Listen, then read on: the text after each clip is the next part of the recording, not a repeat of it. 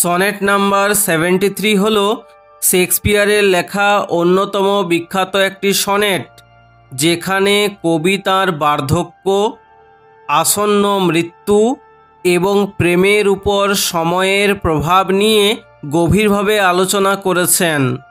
আর এর জন্য কবি নিজেকে 3টি চিত্রকল্পের সাথে তুলনা করেছেন, যেগুলো হলো শরৎকাল, গোধূলিবেলা এবং নিভে আসা আগুনের অঙ্গার।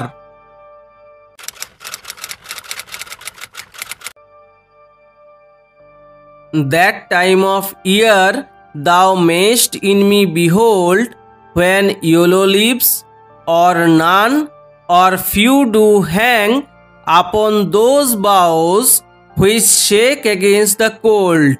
কবিতার শুরুতে কবি তার প্রিয় বন্ধু মিস্টার ডাব্লিউএইচকে বলেছেন যে এখন সে তার মধ্যে বছরের সেই সময়টিকে দেখতে পাবে যে সময়ে গাছের পাতা ঝরতে শুরু করে আর গাছের ডালে কেবল কয়েকটি হলুদ পাতা আটকে থাকে।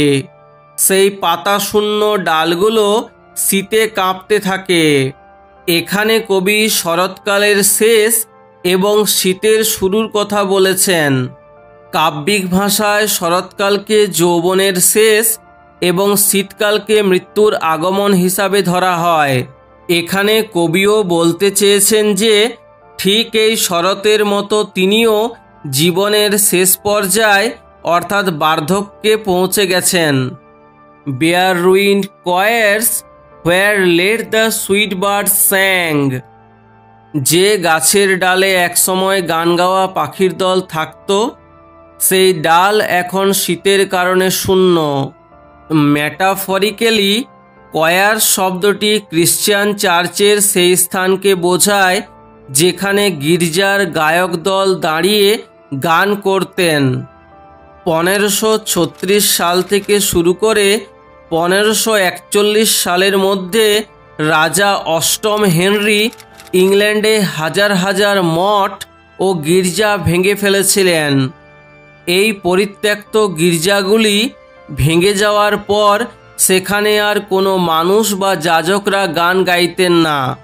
সেই জায়গাগুলি তখন পাখিদের আশ্রয়স্থলে পরিণত হয়েছিল।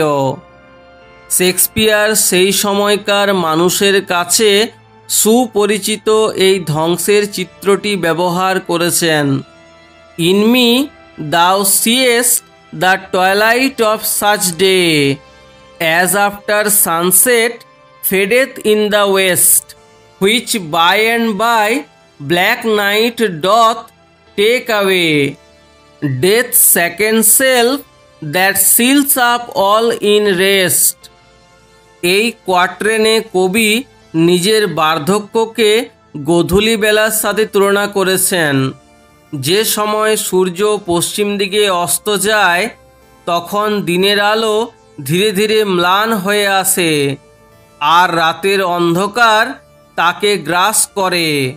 কাব্যিক ভাষায় গোধূলি বেলাকে বার্ধক্যের প্রতীক এবং রাতকে মৃত্যুর দ্বিতীয় সত্তা হিসাবে ধরা হয়, যা সবার যাত্রার সমাপ্তি ঘটায় চিরতরের বিশ্রামের মাধ্যমে।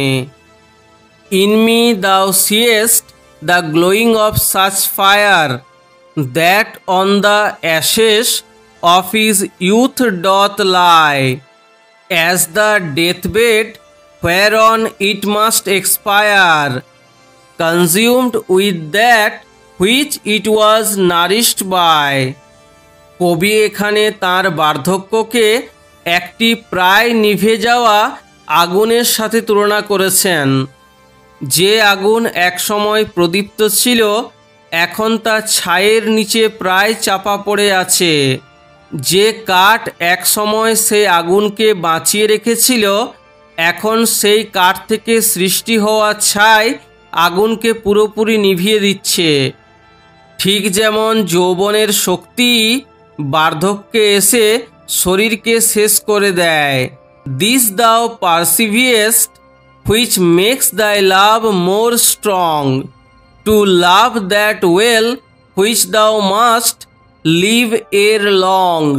শেষ 2 লাইনের মাধ্যমে কবি তার বন্ধুকে অনুরোধ করেছেন তার জীবনের বর্তমান অবস্থানটি উপলব্ধি করতে। তার স্বাস্থ্য ক্রমশ ক্ষয়প্রাপ্ত হচ্ছে এবং তার জীবন প্রায় শেষের দিকে।